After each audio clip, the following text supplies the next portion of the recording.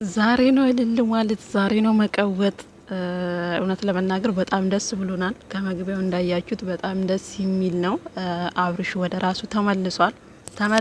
እኛ የምናውቀው አብርሃም ሆኖ መጥቷል።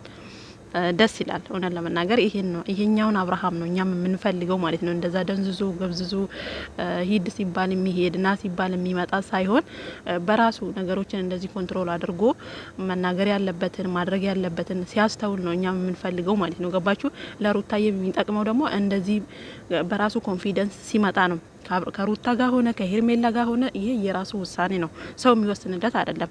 ገባችሁ አይደለ? ትልቁ ነገር ግን የሰው ልጅ ጤንነቱ ነው የሚቀድመው። ጤንነቱ በመመለሱ ደስ ብሎናል።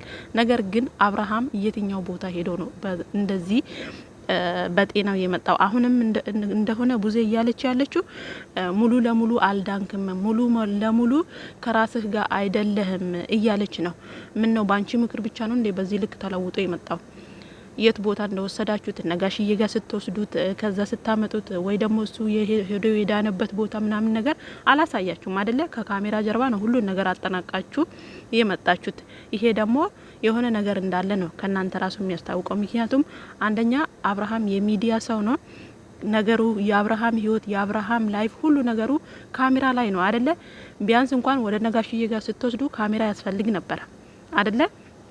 ከዛ ደግሞ አብርሃም ወደ ሕክምና ይሁን ወደ ሳይካትሪክስ ይሁን ወደ ጸበል ወደ እምነት ቦታ ይሁን ወደ ፈለጋችሁበት ቦታ ውሰዱ፣ ብቻ በጥቂቱ ማሳየት ነበረባችሁ። ነገሩን ደባብሳችሁ አደባብሳችሁ አለባብሳችሁ ልጁን መክራችሁ ገጽጻችሁ። ሲጀመር ቡዜ አብርሃም ወደ ነጋሽዬ ጋር ይሄዳል ካለች ጊዜ ጀምሮ ወደ ሚዲያም አልመጣችም ነበረ። እንደውም አብርሃም አንድ ቀን መጥቶ አይተናል። ምክንያቱም ተምር ሪል ስቴት ሰርፕራይዝ ያደረገ ቀን መጥቶ አይተናል። ከዛ በኋላ ግን ቡዜ የምትባል ሴትዮ ዛሬ ገና ነው ያየናት።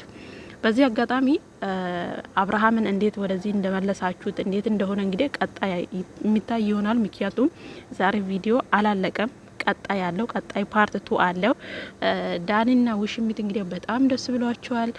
እዚህ ጋር ራሱ ስታውራ በቃ ሻይ ቡና እንላለን፣ ብዙ ነገር እንላለን። እኔና አብርሃም አንድ ላይ ነው የምንሆነው። ሲጀመር እሷ በቃ አንድ ላይ የመሆናቸውን በቃ ሌላ ነገር ምላሷ ላይ የለም። ሄርሜላ ማለት ነው።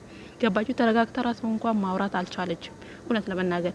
ያም ሆነ ይህ ግን የአብርሃም በጤንነቱ መመለስ የሁላችንም ደስታ ነው። የምሬ ነው የምላችሁ። ሰው ሆኖ የሰውን ጤንነት የማይፈልግ ሰይጣን ብቻ ነው እውነት ለመናገር። እና ወደ ራሱ በመመለሱ እንደዚህ በራሱ ኮንፊደንስ መምጣቱ እኛንም ያስደስተናል። የሩታዬንም ሀቅ ደግሞ ያወጣላታል። እንደዚህ የሚቀር ተደባብሶ የሚቀር ነገር የለም። ስለዚህ ሁላችሁም እንኳን ደስ ያላችሁ። ደስታችሁ ደስታችን ነው።